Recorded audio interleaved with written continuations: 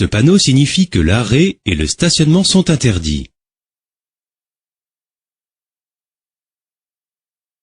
Ce panneau signifie que le stationnement est interdit.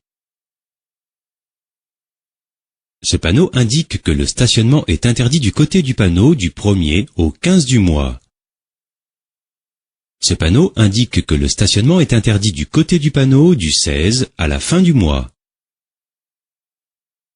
Le panonceau placé sous le panneau signifie que l'interdiction du stationnement s'applique aux véhicules de transport de marchandises.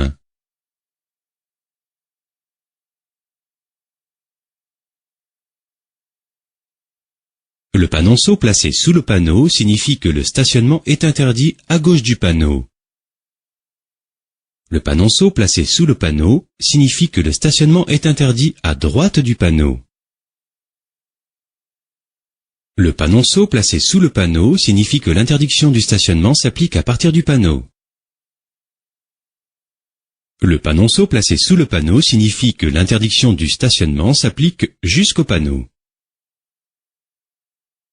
Le panonceau placé sous le panneau signifie que le stationnement est interdit avant et après le panneau. Ce panneau signale l'entrée d'une zone à stationnement interdit.